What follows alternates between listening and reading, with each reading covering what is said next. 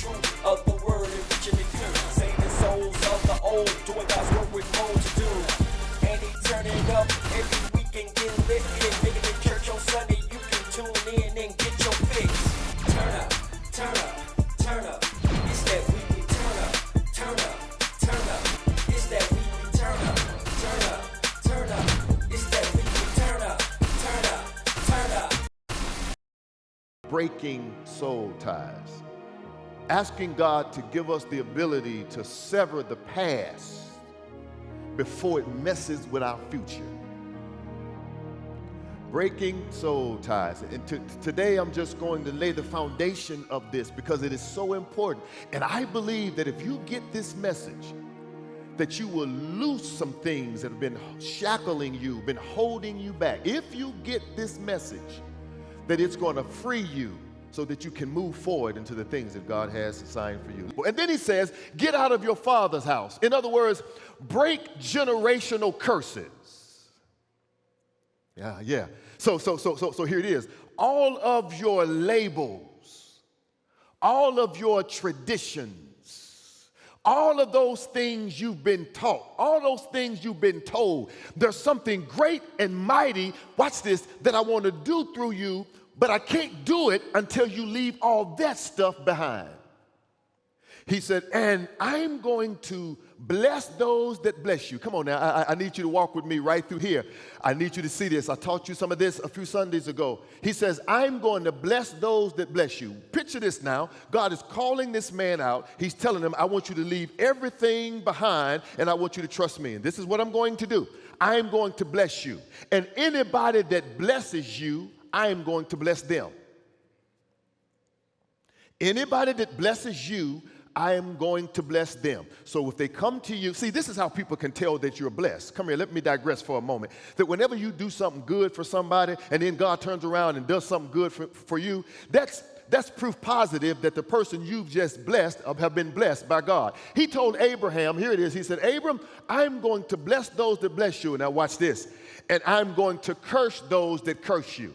Come here, let me talk to you. Because there's some of you that are watching me this morning. You're watching me in a city, in a state that is not where your family is originally from. Could it be that God called you from that place to bring you to this place because he has something that's on your life that's not assigned to that place but assigned to this place? And God says, I'm calling you out because there's another assignment that I have for you. There are some of you listening to me right now. You don't know how you ended up in that city and how you ended up in that state. But come here. God knows. It's a part of God's whole original plan to get you to be sitting where you are this morning.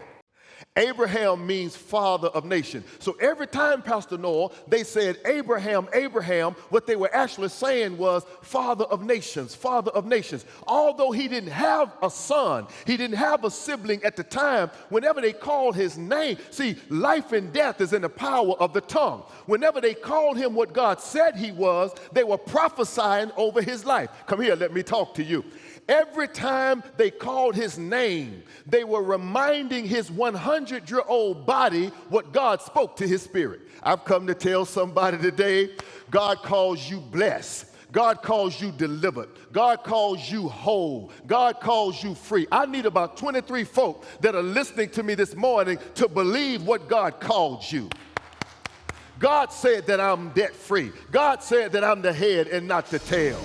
Whenever God gives you a word, if God tells you you're healed, if God tells you you're going to be all right, if God tells you you shall live and not die, if God tells you you're going to get the job, if God tells you you're not going to jail, if God tells you that you will be victorious in this situation, as soon as you receive it by faith, your faith is on trial. So now you have to implement patience and allow patience to have its perfect work in your life. Because I need you to write this down. It's by faith and patience that we inherit our promise. I need to talk to those of you that have made a mistake just this week alone. The devil tries to talk to you. What you're praying for, what you're reading your Bible for, what you believe in God for, what you're getting up early every morning for, laying before him. You know what you used to be. You know what you did in the past. He keeps tapping you on the shoulder. And now you have a dilemma because what they're saying is right. But I've come to tell you that that's not who you are. Pastor Luke, speaking the truth of the word and reaching the youth, saving souls of the old, doing God's work with more to do. And he turning up every week and getting lit, making it church on Sunday. You can tune in